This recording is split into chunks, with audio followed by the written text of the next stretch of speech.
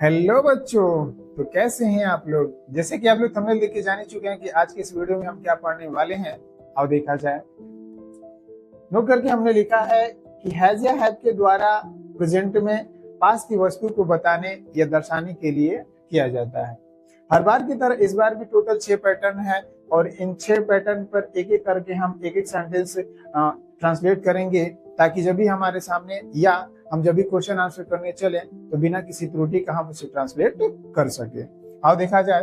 Affirmative sentence का pattern कितने खंडों में टूटा है। 1 2 3। अफर्मेटिव सेंटेंस को ट्रांसलेट करने के लिए टोटल हमें 3 स्टेप चलना पड़ेगा। सबसे पहले नंबर पे सब्जेक्ट, तो हम इसमें लिख देंगे आई। दूसरे नंबर पर कह रहा है कि हैज या हैव, तो हमको पता है कि हैज या हैव सब्जेक्ट के अनुसार चलता है। अगर सिंगुलर सब्जेक्ट है तो हैज का प्रयोग और प्लूरल सब्जेक्ट है तो हैव का प्रयोग। तो आई के सदैव हम हैव का प्रयोग करते हैं, तो हम लिख देंगे हैव। तीसरे नंबर पे कह रहा है कि नाउन का प्रयोग, तो नाउन के रूप में दिया है एक किताब, तो हम इसे लिखेंगे अ बुक। नेगेटिव सेंटेंस के पैटर्न देखा जाए कितने खंडों में टूटा है। 1 2 3 4। नेगेटिव सेंटेंस को ट्रांसलेट करने के लिए टोटल हमें 4 स्टेप चलना पड़ेगा। सबसे पहले नंबर पे इसमें भी कह रहा है सब्जेक्ट, तो इस वाक्य का सब्जेक्ट बन जाएगा यू। दूसरे नंबर पे कह रहा है कि हैज या हैव, तो जैसे कि ऊपर हमने सीखा कि हैज या हैव सब्जेक्ट के अनुसार चलते हैं। सिंगुलर रहेगा तो हैज का प्रयोग और प्लूरल रहेगा तो हैव का प्रयोग। तो इसमें हम देख रहे हैं कि प्लूरल सब्जेक्ट है तो हम यूज करेंगे हैव। तीसरे नंबर पे कह रहा है नॉट, तो बिना हम खोजे लगा देंगे नॉट।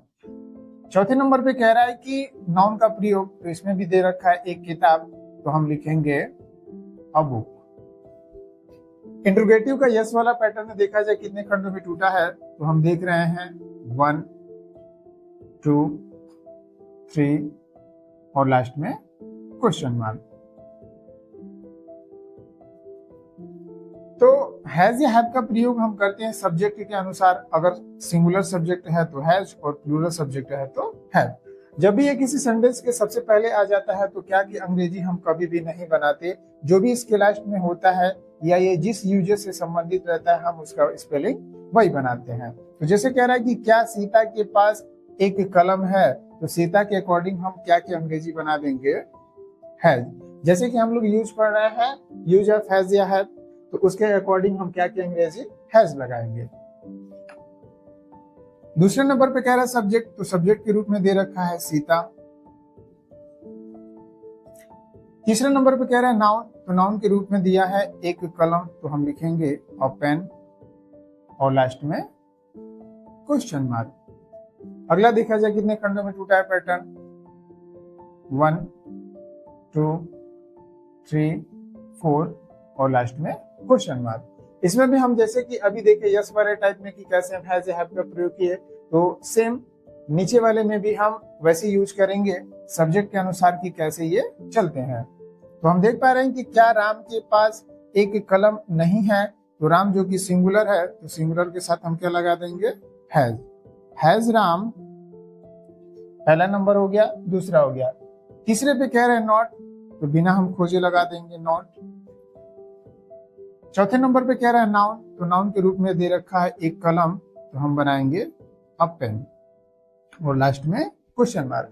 पैटर्न में कुछ बता देते हैं। कुछ ऐसे शब्द हैं जिन्हें हमें खोज कर लिखना पड़ता है और कुछ ऐसे शब्द हैं जो बिना हम खोजे लिख सकते हैं। जैसे अभी हमने देखा कि हैज और हैव का प्रयोग जब भी हम करेंगे तो सब्जेक्ट को ध्यान में रखते हुए कि सब्जेक्ट हमारा सिंगुलर है कि प्लूरल है।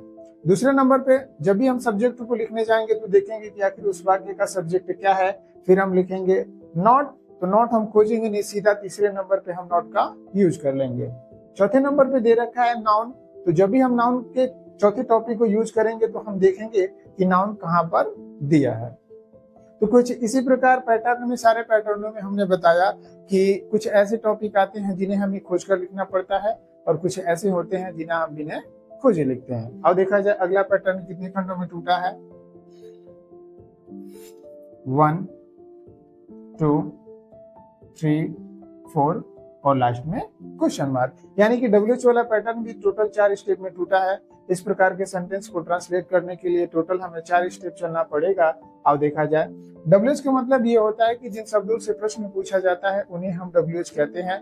टोटली हमारे सामने 19 प्रकार से आते हैं, लेकिन क्लास छोटे होने की वजह से हम केवल कुछ ही शब्दों पर चर्चा करेंगे।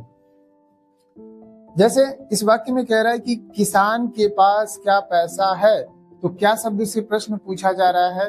तो अभी हम ऊपर देखे हैं कि क्या की अंग्रेजी अकॉर्डिंग टू यूज हम बनाए थे, लेकिन जब यही क्या शब्द बीच में चला जाए तो हम इसकी अंग्रेजी वर्ड बनाएंगे। दूसरे नंबर पे कह रहा है हैज या हैव, तो सेम प्रोसेस, हैज या हैव का प्रयोग हम सब्जेक्ट के अनुसार करेंगे। कह रहा है किसान, तो किसान के अनुसार हम यूज करेंगे हैज। फार्मर,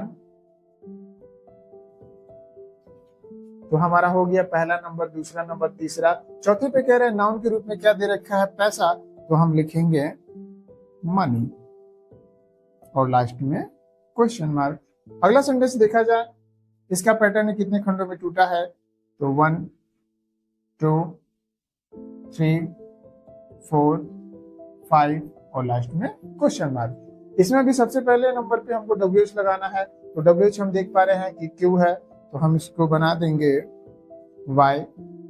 दूसरे नंबर पे कह रहा है कि हैज या हैव, तो सब्जेक्ट हमारा बच्चों यानी कि प्लूरल है, तो हम लिखेंगे हैव। तीसरे नंबर पे दे रखा है सब्जेक्ट, तो सब्जेक्ट के रूप में हमारा बच्चा है, तो हम इसे लिखेंगे चिल्ड्रन। चौथे तो नॉट हम खोजेंगे नहीं, चौथे नंबर पे हम सीधा नॉट का यूज कर लेंगे। पांचवें नंबर पे कह रहा है नाउन, तो नाउन के रूप में दे रखा है पैसा, तो हम लिख देंगे मनी और लास्ट में क्वेश्चन मार्क। आज के इस वीडियो में हमने देखा यूज ऑफ हैज या हैव का प्रयोग हम कैसे यूज करते हैं, कैसे इनका प्रयोग प्रेजेंट में किसी वस्तु को बताने या दर्शाने के लिए किया जाता है। इस यूज का प्रयोग हम अपने क्वेश्चन आंसर में भी कर सकते हैं जब कोई वस्तु हमारे पास हो या ना हो, या किसी भी व्यक्ति के पास कुछ वस्तु होता है तो उसे दर्शाने या बताने के लिए हम यूज ऑफ हैज या हैव का प्रयोग प्रेजेंट में करते हैं। आज के इस वीडियो में इतना ही। मिलते हैं हम लोग कल एक नई आशा, नई उम्मीद, नए जोश के साथ।